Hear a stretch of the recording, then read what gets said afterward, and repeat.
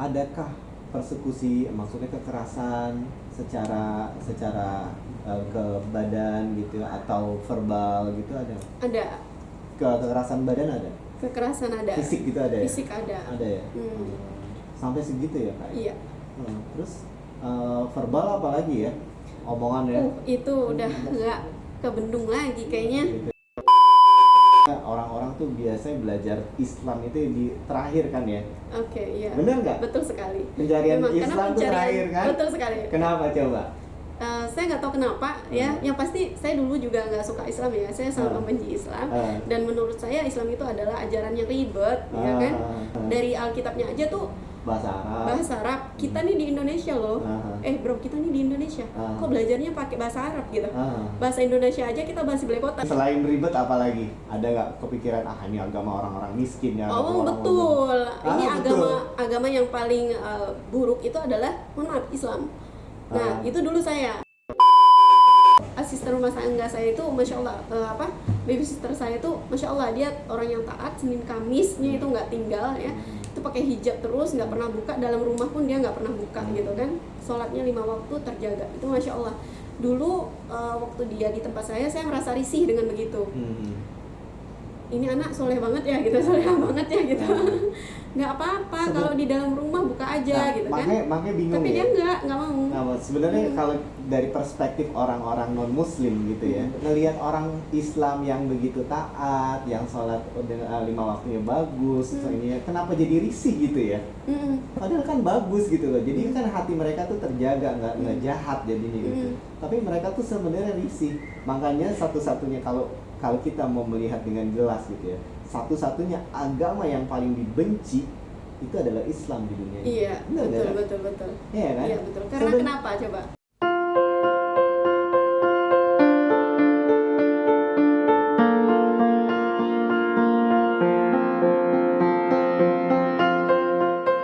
A'udzu billahi minasyaitonir rajim. Bismillahirrahmanirrahim. Wassalatu wassalamu ala Rasulillah sallallahu alaihi wasallam. Channel ini kami buat untuk memberikan penjelasan kepada orang-orang muslim dan orang-orang non-muslim sehingga kita dapat mempersiapkan diri suatu saat nanti kita menghadap Tuhan yang Maha Kuasa. Assalamualaikum warahmatullahi wabarakatuh. A'udzu billahi minasyaitonir rajim. Bismillahirrahmanirrahim. Alhamdulillahirabbil alamin. Wassalatu wassalamu ala Rasulillah sallallahu alaihi wasallam.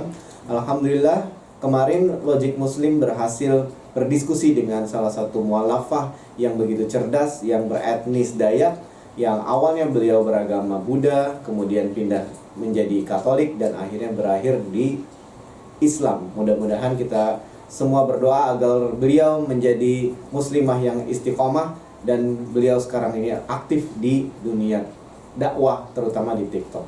Insya Allah. Kita lihat tayangannya di Logic Muslim. Assalamualaikum warahmatullahi wabarakatuh. A'udzu billahi minasyaitonir rajim. Bismillahirrahmanirrahim. Alhamdulillahirabbil alamin wassalatu wassalamu ala Rasulillah sallallahu alaihi wasallam.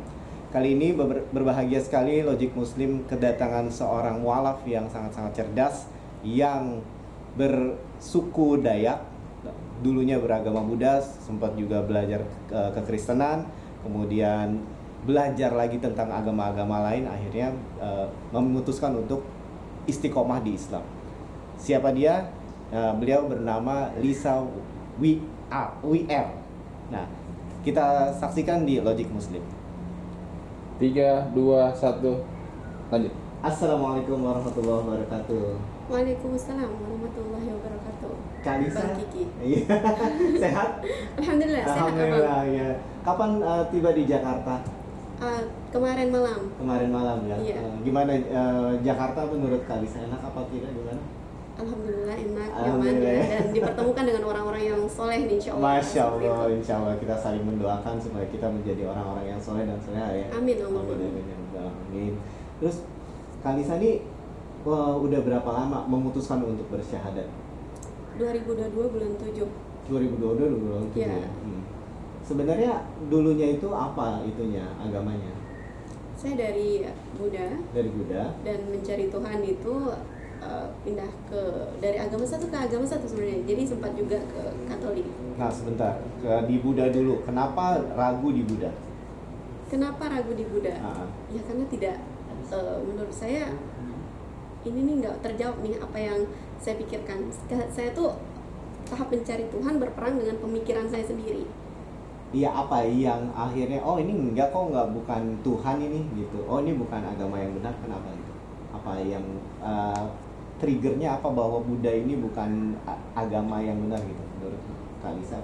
Oke, sebelumnya saya minta maaf kepada saudara-saudara kita yang masih menganut kepercayaan Buddha, ya, atau Konghucu, mohon maaf karena biasa mereka satu, gitu kan. Di situ menurut saya Tuhan itu kan tidak bisa dilihat. Betul. Tidak bisa dilihat dan tidak perlu atau tidak butuh makanan atau sesajian. Tapi di sini mohon maaf sekali itu ada di situ. Tuhan itu tidak butuh makan. Tuhan itu tidak terlihat. Tuhan itu maha bisa. Tapi di sini Tuhannya terbatas. Tuhan butuh makan dan lain sebagainya seperti itu.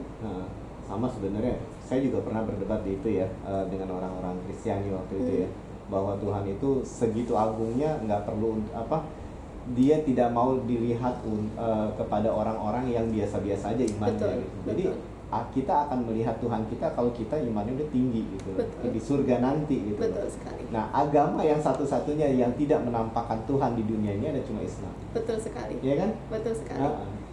Coba agama-agama lain, ya agama apa Tuhannya itu manusia, entah itu apa Yesus Kristus yang mereka tuhankan, kalau kita sebagai nabi ya kan, terus kemudian Siwa, Buddha sendiri ya kan, Konghucu segala macam gitu. Nah akhirnya itu menjadi keraguan ya buat Kalisa ya. Betul. Nah terus setelah keraguan itu apa yang Kalisa lakukan? Mencari agama lain? Ya, mencari Tuhan itu tadi. Mencari Tuhan, mencari keyakinan yang lain dari satu ke satu gitu. Saya mempelajari, melihat, mendengar dan merasakan. Oke. Nah, setelah Buddha apa dulu yang dipelajari? Nah, saya juga ikut teman-teman itu pelayanan dan lain sebagainya seperti itu. Nah, terus kita mempelajari untuk mohon maaf saudara-saudara saya yang di Kristen ya seperti itu. Mohon maaf sekali, tidak mengurangi rasa hormat saya kepada kalian. Nah, di situ saya juga berperang juga dengan pemikiran saya. Tuhan itu nggak begini. Kok Tuhan diciptakan oleh manusia? Oke. Banyak sekali hal-hal yang saya tanyakan seperti itu. Yang saya tahu, mohon maaf nih ya, mohon maaf sekali. Yang saya tahu, kalau ayam pasti melahirkan ayam dong. Kucing melahirkan kucing dong. Tapi di sini kenapa kucing kok bisa melahirkan sapi? Gitu ya.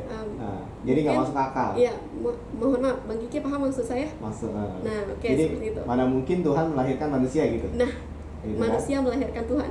Oke, seperti itu. manusia melahirkan Tuhan. Jadi Bunda Maria radhiyallahu anha melahirkan Yesus alaihissalam gitu sebagai kan? Tuhan. Sebagai Tuhan. How can it be gitu kan? Iya. Oke. Nggak masuk akal gitu ya. Iya, betul.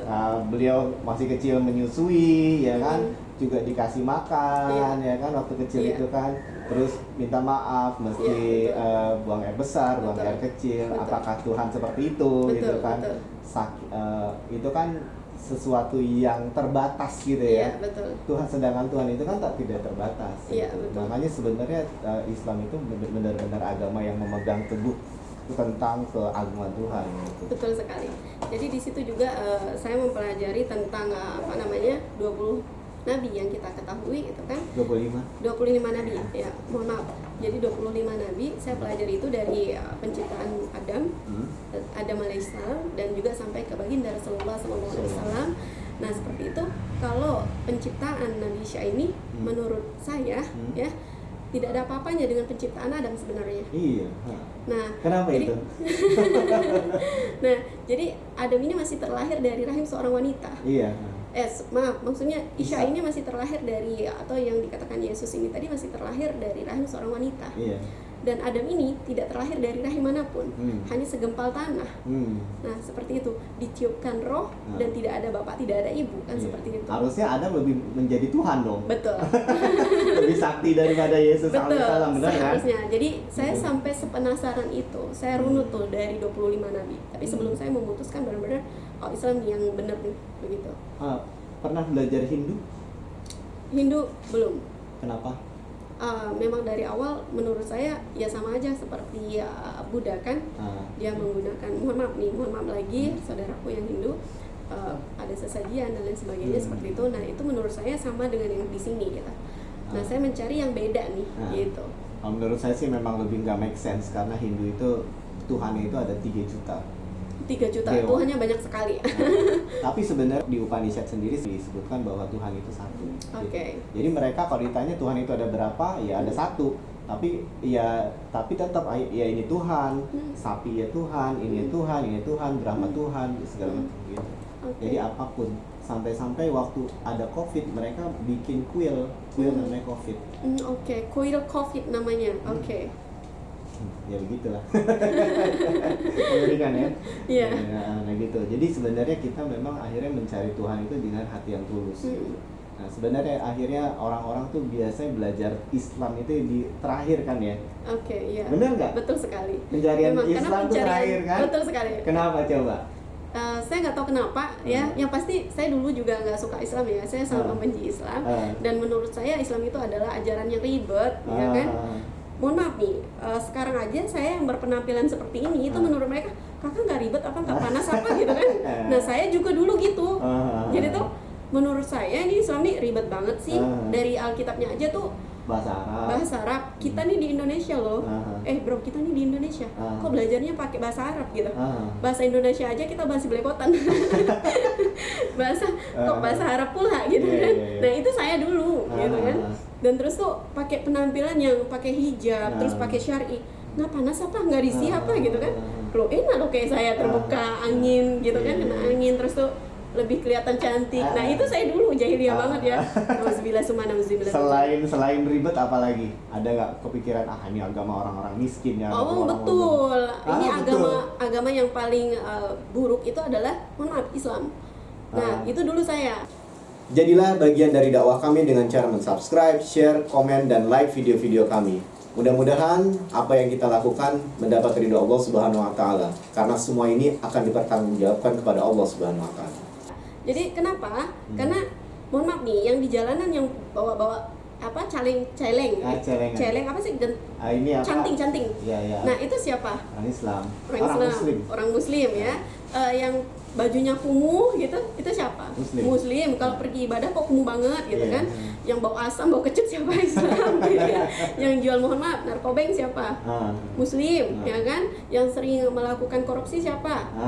Islam lagi kenanya ya kan, yang sering kriminal, membuat kericuhan, membuat keributan siapa? Islam lagi. Pokoknya ini agama nih paling buruk ini. Jadi benar-benar pilihan terakhir ya? Iya betul sekali, ini agama yang paling gitulah ya, seperti itu. Akhirnya memilih Islam. Kenapa memilih Islam? Yang begitu ribet, yang begitu miskin, yang begitu bodoh, kenapa akhirnya dipilih? Iya. Apakah jadi Kak Lisa ini bukan yang bahkan jadi bodoh juga apa gimana? Iya, sempat mikir gitu. Nanti saya jadi bego juga. Ya, tapi serius Bang, saya sempat mikir kayak gitu. Nanti saya juga kayak gitu, saya pikir. Nanti saya minta juga di pinggir jalan. Terus kalau ada pembangunan apa segala, ini mohon maaf ya, ini PR buat kita nih teman-teman. Karena nonis di luar sana untuk pembangunan tempat ibadah mereka tidak sampai ke tepi-tepi jalan. Nah ini buat PR kita juga yang mohon maaf nih yang punya harta benda ya, bantulah kalau misalnya ada pembangunan seperti itu, jangan sampai saudara kita harus berdiri di pinggir jalan, apalagi sampai di tengah jalan. Memalukan ya? Teman-teman, iya memalukan kepada nonis-nonis lain, karena saya dulu juga melihatnya seperti itu. Nah jadi itu padahal kalau misalnya kita memilih satu agama, keyakinan, itu bukan melihat kaumnya, tapi lihatlah Alkitabnya, ajarannya, seperti itu. Nah, tapi orang di luar sana, mereka masih melihat orangnya, oknumnya. Wajar sih, kan kita ngelihatnya apa yang kita lihat ya kan? Betul. Kita nggak bisa langsung menyuruh orang untuk melihat ke dalam apa ajarannya ya. Betul kan? Nah sekali. itu sebenarnya tugas-tugas orang Muslim untuk membuat image Islam itu jauh lebih baik. Betul gitu kan? sekali. Ini PR nih buat kita, buat saya nih terutama nih teman-teman, buat saya gitu. juga seperti itu. Sekarang udah gitu, udah tahu bahwa ribet, bodoh, miskin, kenapa jadi dipilih? Apa triggernya gitu? Kenapa ya? Apa triggernya? Gitu? Nah, jadi waktu itu kan lagi berdoa di depan patung Muhammad yang dikatakan Yesus, teman-teman. Oh Yesus. Ya, seperti itu. Saya lagi berdoa, saya berperang dengan pemikiran saya sendiri, begitu. Nah, saya berdoa di situ, ya Tuhan, jika memang Engkau Tuhan yang layak saya sembah, maka bimbing saya Tuhan untuk menyembah Engkau. Tapi jika bukan Engkau Tuhan yang layak saya sembah, maka Tuhan yang mana lagi yang pantas untuk saya sembah? Ya Tuhan, saya bilang, bimbing saya Tuhan, bimbing saya. Jadi di situ ya, jadi di situ saya tersungkur selama 30 menit. Tersungkur selama 30 menit saya bukan bersujud. Nggak tahu, tubuh saya serasa lemah ya, bergetar semua. Setelah saya berdoa seperti itu, saya tersungkur selama 30 menit. Saya menangis sejadi-jadinya. Kisi-kisi di kuping saya memang saya pernah mendengar Al-Fatihah yang sering diucapkan itu ya.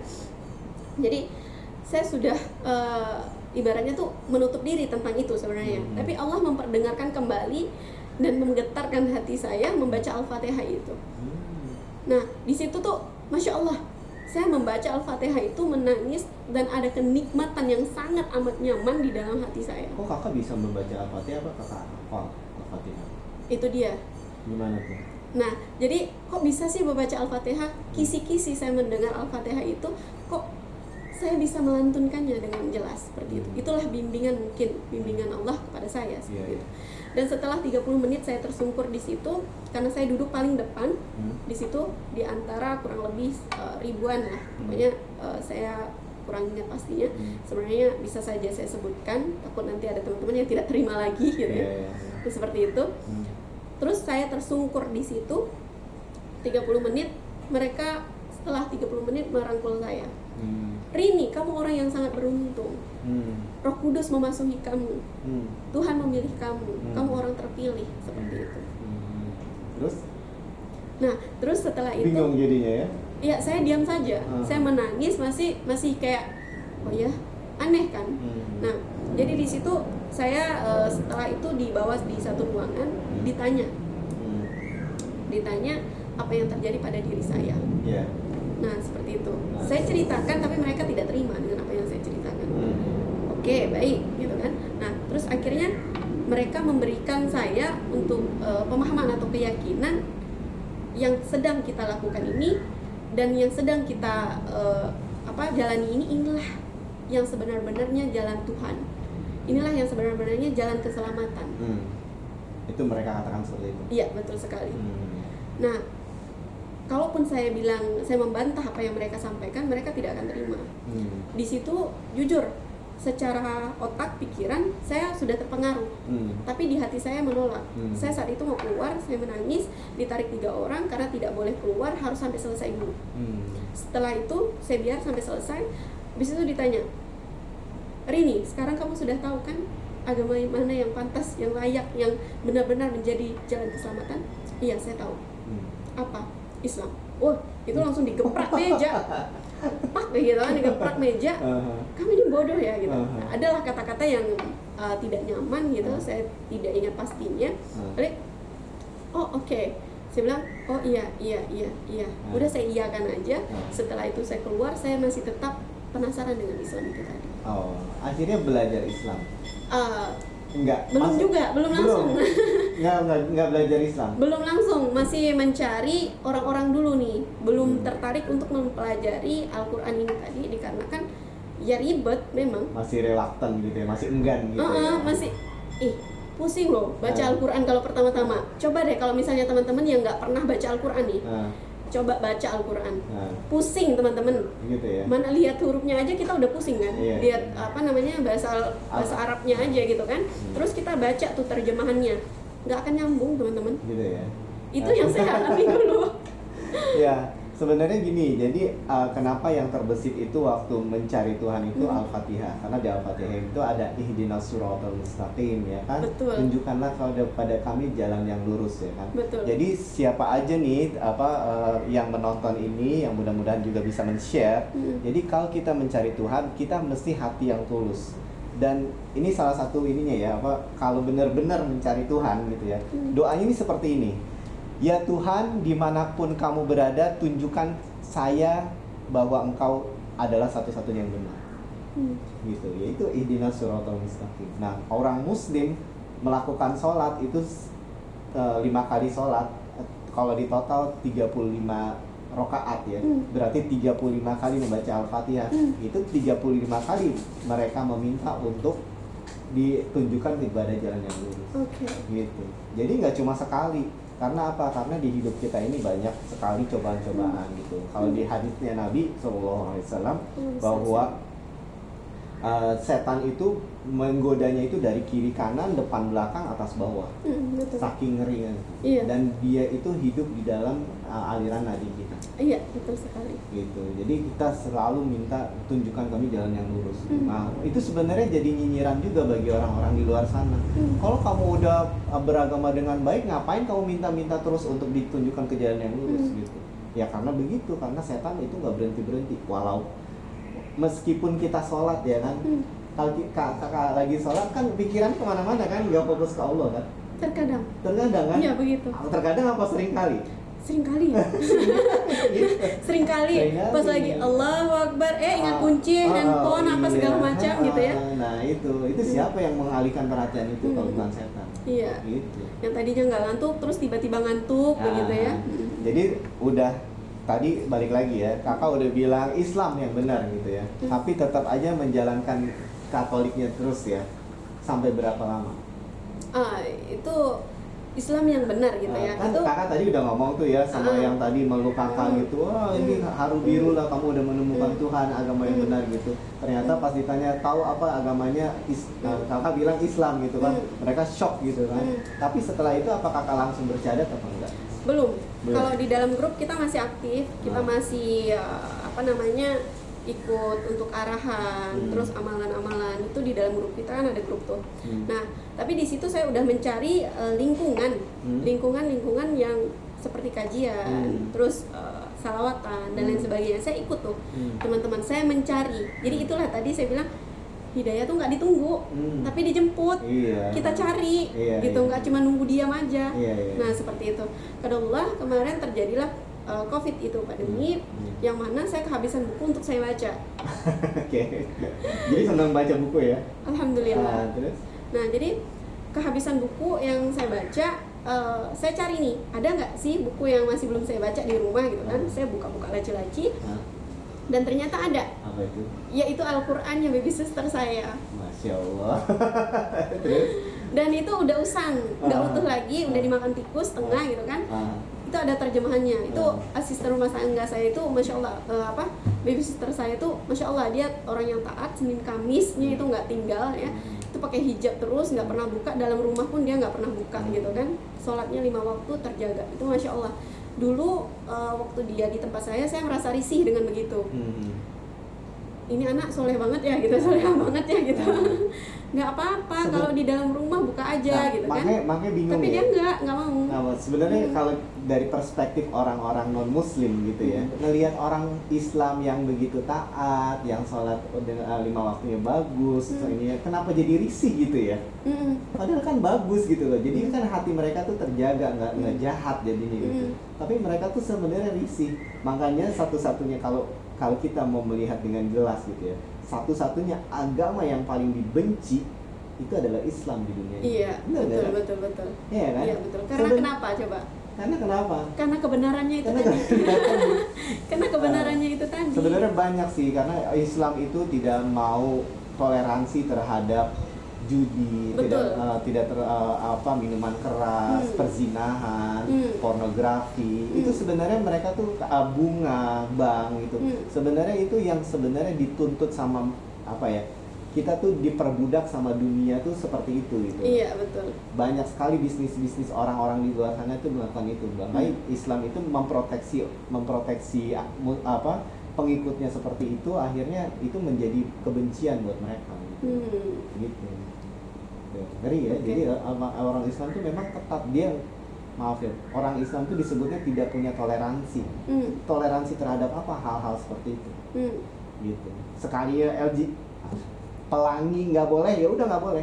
Iya. Sekali minuman keras nggak boleh. Setitik pun, setetes pun nggak boleh. Zina aja bukan larangannya, bukan jangan kamu berzina, tapi jangan dekati zina. Jangan, jadi sangat protektif banget gitu.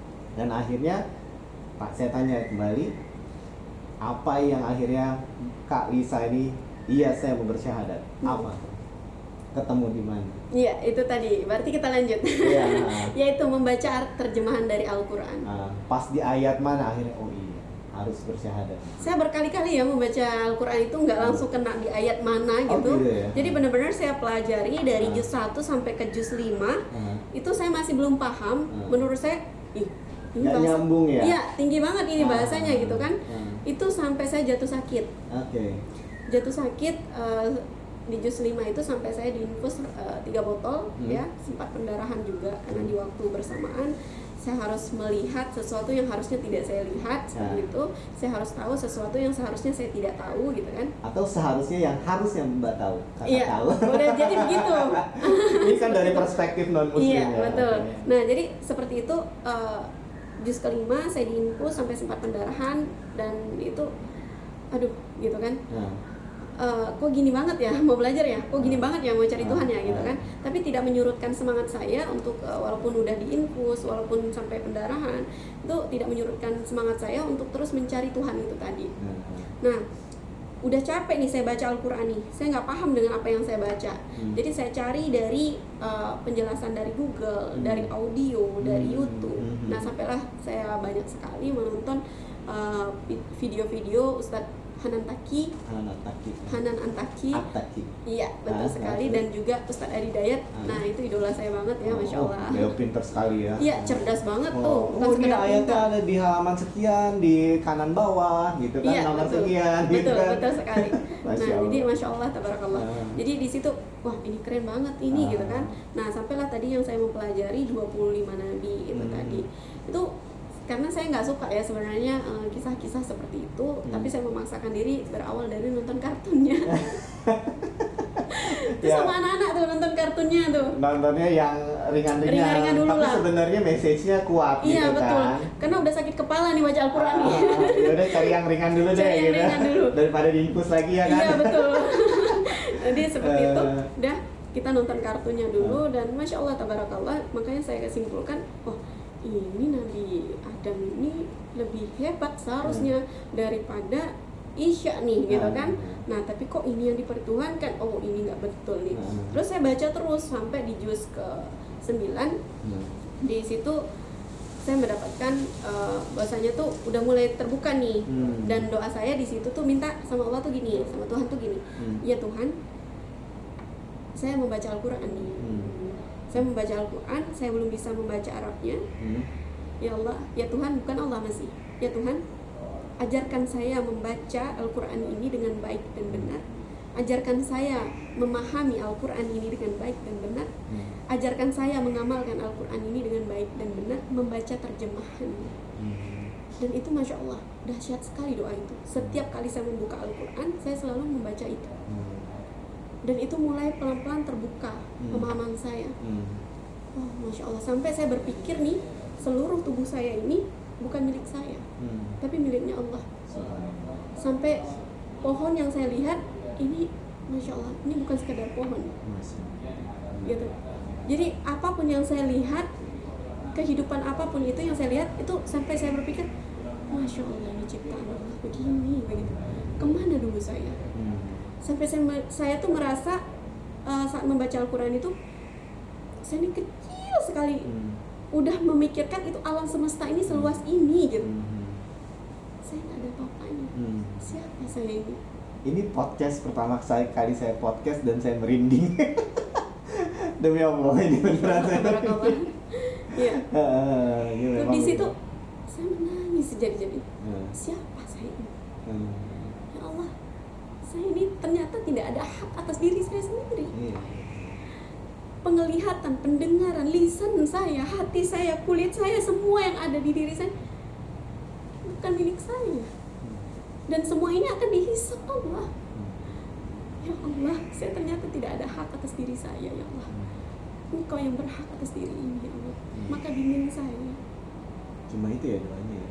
Itu saja, saya minta Allah untuk memberikan saya pemahaman atau mengajari saya untuk membaca Al-Quran itu. Dan Allah kasih ya. Masya Allah. Dan karena Allah janji apapun yang diminta kalau kita taat kepada beliau, kepada Allah, Kepada Allah. pasti kita akan diberikan. Betul. Jalannya Allah.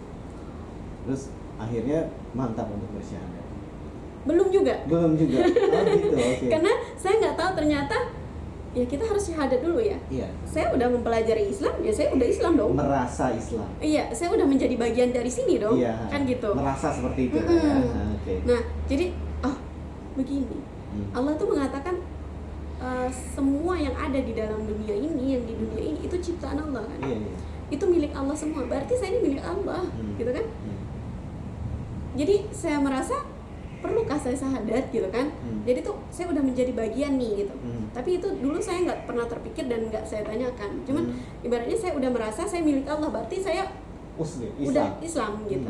Dan memang semua Allah ciptakan manusia itu pada dasarnya satu agama saja, satu keyakinan saja. Tapi nenek moyang kita lah nih yang menyesatkan kita. Betul. Seperti itu. Sampailah yang bahwasanya tuh untuk yang keyakinan menyembah patung berhala siapa pertamanya itu kan semua sudah ada di situ gitu. Nah, cuman kadang nih mohon maaf, saya pun juga dulu jahiliyah banget ya, kafir banget gitu, menolak kebenaran, udah berkali-kali diingatkan masih aja ngeyel gitu. Nah, itulah yang saya lihat sekarang. Kenapa itu? Nah, banyak sekali di luaran sana kan udah diingatkan nih yang nonis-nonis yang lain itu. Bahwasanya tuh begini, ini Islam, ini ajaran, ini bahwasanya agama yang benar, ini yang jalan keselamatan sebenarnya. Tapi masih banyak yang ngeyel kan. Tapi itu udah saya nggak heran karena Allah pun sudah mengatakan di dalam Al-Qur'an seperti itu. Gitu. Sebenarnya mereka itu untuk pindah seperti kakak ini itu ada yang dikorbankan, pasti ya. Pasti. Nah, sekarang saya mau tanya apa Aduh, yang kakak sesana korbankan? Apa yang Apa yang dikorbankan? dikorbankan? Misalnya maaf ya, keluarga mempersekusi segala macam gitu, teman-teman menjauhi apa gimana? Oh, itu pasti. Maka saya bilang kalau teman-teman nih ya, yang mohon maaf nih, yang nonis mau memilih Islam, kalian harus siap dengan konsekuensinya, ya, bahwasanya kehilangan keluarga, ya, dijauhin teman, mungkin diusir dari rumah, ditinggalkan pasangan, diuji kesehatan, harta, benda, itu udah satu paket sepertinya, seperti itu teman-teman. Jadi Allah tuh udah mengatakan nih, apakah kamu setelah mengatakan kamu beriman tidak akan aku uji? Justru saat kita mengatakan kita beriman, Allah uji kita di saat itu juga. Karena Allah pengen tahu seberapa besar keinginan seberapa seriusnya kita ini untuk bersungguh-sungguh ya memilih jalan yang benar ini tadi. Karena Allah sedang sebenarnya itu proses untuk Allah memantaskan diri kita menjadi pribadi yang lebih baik. Memantaskan kita untuk naik atau mengangkat derajat kita. Apa yang paling berat? Apa yang paling berat waktu akhirnya memutuskan Islam dan mengorbankan apa yang? Mempertahankan Islam itu sendiri. Mempertahankan Islam itu Betul. sendiri. Karena banyak sekali orang untuk membujuk kita masuk balik lagi gitu ya. Karena lingkungan saya nonis, ya, lingkungan saya nonis banyak sekali yang mempengaruhi saya. Ya, Islam itu begini, Islam itu begini, masih bagus agama ini, masih bagus yang keyakinan ini. Kenapa Islam? Gitu. Kamu memangnya nggak lihat Islam itu seperti ini? Kamu nggak lihat seperti ini? Nah, seperti itu. Masih stigma Islam. Betul sekali. Okay. Terus kemudian maaf ya Kak ya, adakah persekusi, maksudnya kekerasan secara ke badan gitu atau verbal gitu ada? Ada. Kekerasan badan ada? Kekerasan ada. Fisik gitu ada ya? Fisik ada. Ada ya? Sampai segitu ya Kak? Iya. Terus verbal apa lagi ya? Omongan ya? Itu udah nggak kebendung lagi kayaknya. Gitu ya? Itu apa sampai sekarang? Masih sampai sekarang, ada yang masih sampai sekarang. Tapi Bapak sama Emak masih sudah terima atau gimana? Bapak masih, Mama sudah nggak ada. Mama sudah nggak ada. Seperti itu. Jadi tantangan terbesar itu dari pasangan. Oke. Dari pasangan karena saya kan udah 4 anak nih, punya 4 anak. Dan tentunya saya punya tanggung jawab dong di situ, gitu kan. Nah, saat saya memutuskan untuk benar-benar seutuhnya memilih Islam ini tadi, itu menurut saya tidak mudah.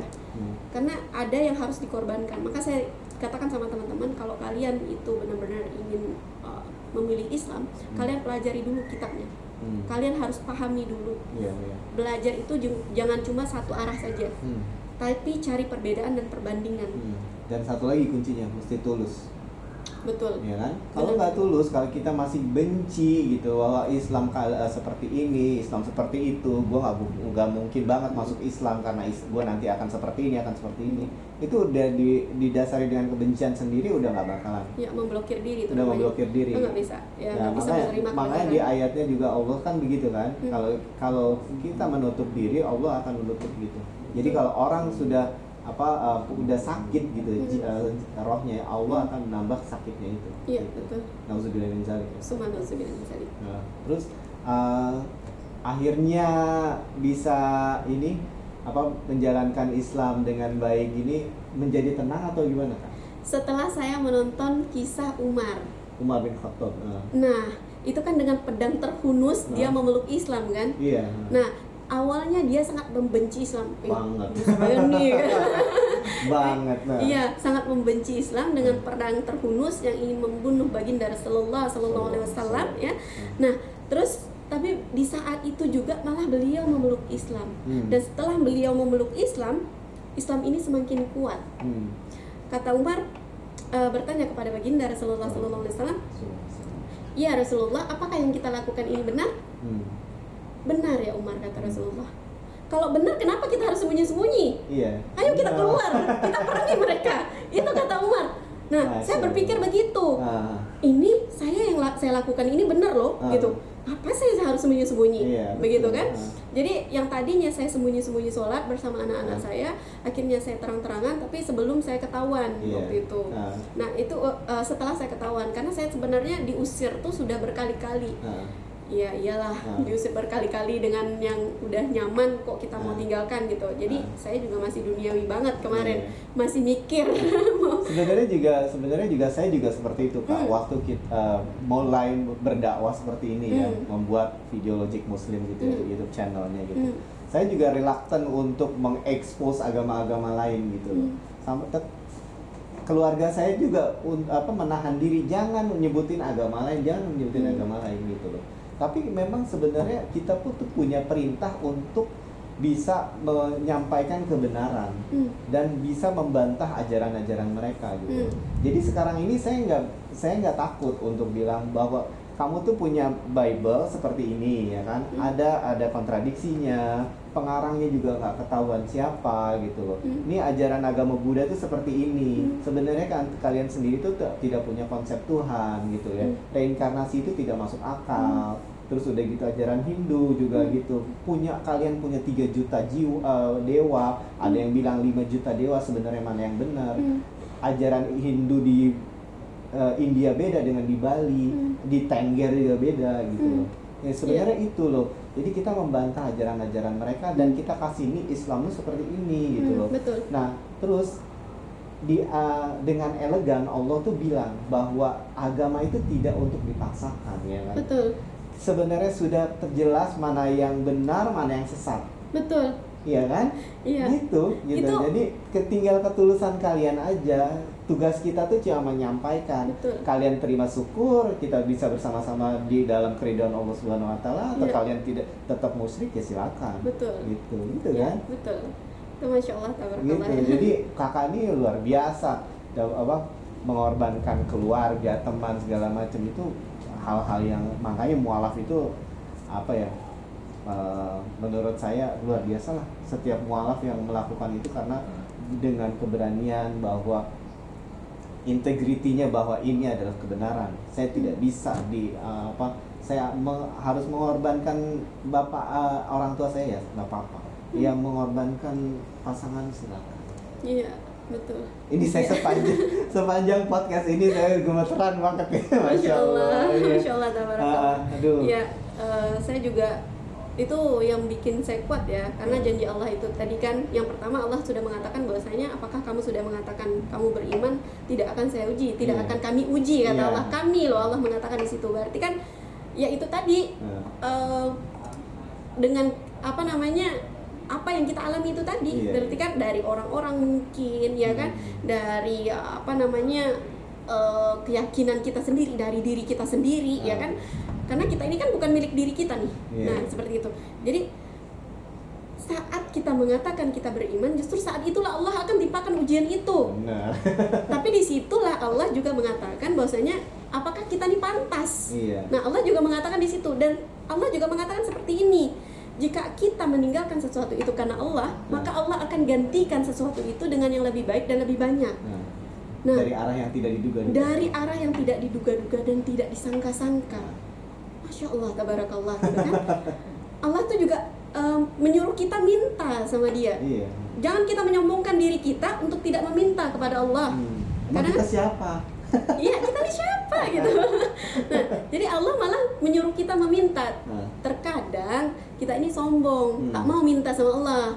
Nah, itu dia yang jadi tuh, oh iya ya seperti itu. Dan saya juga mengatakan seperti ini karena waktu itu ada bahasa kan saya diusir dari rumah tuh, diusir dari rumah. Kamu pergi saja sana. Saya sudah tidak peduli dengan kalian mau hidup ataupun mati, terserah kalian. Itu benar-benar udah diperlakukan, mama kayak anjing, kayak binatang seperti itu. Udah tidak dimanusiakan lagi nih. Nah, seperti itu. Jadi dibuang. Saya boleh memilih Islam dengan catatan saya boleh membawa anak, dengan catatan tidak boleh membawa satu benda pun keluar dari rumah. Oke. Nah, terus kalau misalnya saya masih mau menggunakan fasilitas, masih mau tinggal di sini, diharamkan saya sholat di situ, diharamkan juga saya mempelajari Islam itu sendiri. Jadi waktu itu kan saya masih tapok-tapok tuh, atau nggak tapok-tapok bahasa Melayu sudah keluar. Sembunyi-sembunyi sholatnya, masih sembunyi-sembunyi sholatnya di WC, maksudnya itu di WC, di pintu WC, di bawah pohon jambu, nah di luar dari rumah. Itu benar-benar karena udah nikmat Islam itu benar-benar tertancap di hati saya gitu. Nah, jadi saya katakan gini, dia katakan gini, kamu tidak akan pernah menemukan orang yang lebih baik daripada saya, kehidupan yang lebih bahagia daripada saat ini kamu rasakan. Dia bilang kayak gitu. Ini pasangan nih ya? Pasangan tuh bilang kayak gitu. Jadi dia bilang kayak gitu nih. Nah, terus tapi Allah kan sudah janji. Allah mengatakan, jika kamu meninggalkan sesuatu itu karena Allah, maka Allah akan gantikan sesuatu itu dengan yang lebih baik dan banyak. Masya Allah, tabarakallah. Lalu saya katakan begini, oke, baik, saya lebih baik kehilangan satu cinta dari manusia daripada kehilangan cintanya Allah sama saya. Karena saya udah merasa Allah ini mencintai saya nih saat itu. Karena tidak semua orang Allah tanamkan nikmat iman di dalam hatinya. Oke, kita akan mengakhiri podcast ini, tapi saya mau Mbak kasih ada dua pesan untuk orang-orang yang non-muslim sedang mencari Tuhan, silakan. Apa pesannya untuk mereka? Pesan-pesan yang untuk non-muslim sedang mencari Tuhan yang benar. Tuhan yang benar. Nah, ini saya merinding nih teman-teman. Masya Allah, tabarakallah ya. Nah, jadi di situ untuk teman-teman kita yang sedang mencari Tuhan, teman-teman, jangan setengah-setengah. Jangan setengah-setengah. Jadi mencari Tuhan itu jangan cuma satu arah, tapi carilah di yang lainnya juga. Perbandingan, teman-teman. Jika teman-teman mencari kebenaran, maka teman-teman akan mendapatkan kebenaran itu. Di saat teman-teman mencari ketidakbenaran, maka teman-teman juga akan mendapatkan ketidakbenaran itu akan menghampiri teman-teman. Tapi di saat teman-teman sudah mendapatkan kebenaran, teman-teman menolaknya, itu sama saja kalian sedang membodohi diri kalian sendiri. Yang kedua, pesan untuk keluarga. Apa ya yang kakak mau sampaikan, bahwa kakak masih sayang, pengen berkumpul untuk keluarga kakak? Untuk keluarga, pasangan gitu ya? Bukan, ayah, keluarga, oh sayang sekali, bapak, papa, mama saya sayang sekali. Iya. Enggak, maksudnya apa, pengen rindu, pengen berkumpul lagi gitu dengan masih berkumpul, iya, kalau untuk keluarga berkumpul disampaikan. Saya lebih ke untuk papinya anak-anak saja, karena kasihan anak-anak saya itu selalu dihujat ya, dihujat dibully oleh teman-temannya di pondok pesantren. Itu membuat saya sangat terluka sebagai seorang ibu, karena anak-anak saya menangis saat cerita kepada saya. Saya datang ke pondok pesantren, anak-anak saya langsung memeluk saya. Mami, si ini bilang papi ini nanti jadi bahan api neraka yang kekal. Mereka bilang papi ini kafir. Mereka bilang papi ini nanti berpisah dengan kita di surga dan neraka. Ya itu memang benar. Tapi masih ada lagi kata-kata yang menurut saya tidak wajar disampaikan dengan anak usia 8 tahun. Yang memang mereka masih makan babi dan lain sebagainya. Saya ingin katakan kepada papinya anak-anak di sini. Anak-anak itu bukan anak saya sendiri. Dan saya juga tidak mengajari anak-anak saya untuk membenci papinya. Untuk tidak mendengarkan apa yang disampaikan oleh papinya. Tapi mereka lah yang Allah berikan pemahaman untuk menerima kebenaran. Bahkan saya mengatakan kepada anak-anak saya, jangan membenci papi. Karena memang dia- Jangan marah atau dendam kepada mereka, kepada papi. Bukan papi yang salah, tapi papi belum tahu. Kita yang sudah belajar ini, berikanlah contoh. Perlihatkan bahwasanya Islam itu tidak seperti apa yang mereka ketahui, yang mereka lihat, yang mereka dengar. Belajarlah Islam dengan seutuhnya. Masuklah ke dalamnya, bukan hanya melihat dari luarnya. Karena banyak orang yang Islam di sana, di luar sana, tapi mereka tidak berislam. Mereka tidak mengerti Islam itu sendiri. Mereka hanya Islam karena keturunan itu tadi. Mereka tidak paham dengan Islam itu sendiri. Dan kalau mencari Islam, mempelajari Islam, cari orang yang paham. Jangan satu guru. 3 minimal paling sedikit. Untuk perbandingan. Karena ada juga guru yang, mohon maaf nih, guru Islam, tapi mereka sendiri tidak mencontohkan yang sebenar-benarnya, yang diajarkan yang dalam diajarkan Al-Quran dan hadis. seharusnya. Tapi mereka mengikuti nafsu mereka. Masya Allah. Auzubillah min dzalik. Jadi mereka tahu ilmunya tapi mereka tidak bisa mengaplikasikannya gitu. Betul. Jadi doa anak-anak saya itu, papi, mami, dedek, koko selalu doakan semoga kita nanti bisa berkumpul di surga sama-sama, sama papi. Mudah-mudahan ini lagi berdoa seperti ini, azan, asyar, mudah-mudahan dijabah oleh Rasulullah. Amin. Semoga Allah lembutkan hatinya. Saya juga tidak menyalahkan dia atas perlakuan apa yang telah kami alami dulu. Itu bukan salah dia, tapi itu cara Allah untuk menarik saya kembali ke fitrah. Jadi kakak nggak dendam sama mantan suami? Insya Allah tidak. Masya Allah. Dan justru saya berterima kasih dengan apa yang telah dia lakukan kepada kami. Itu membuat saya mencari Tuhan. Kalisa, terima kasih banyak. Mudah-mudahan kita semua selalu berada di jalan dakwah Allah, di jalan dakwahnya kepada Allah Subhanahu Wa Taala. Mudah-mudahan kita semua diberikan keriduannya dan kita bisa berkumpul di surganya Allah Subhanahu Wa Taala dengan syafaat Nabi besar Muhammad SAW. Amin. Allahumma Sallallahu ala sayyidina Muhammad wa sallallahu ala sayyidina Muhammad wa ala alihi wasallam walhamdulillahirabbil alamin. Wassalamualaikum warahmatullahi wabarakatuh. Terima kasih guys. Mudah-mudahan bermanfaat. Wassallallahu ala sayyidina Muhammad wa ala alihi wasallam. Walhamdulillahirabbil alamin. Wassalamualaikum warahmatullahi wabarakatuh.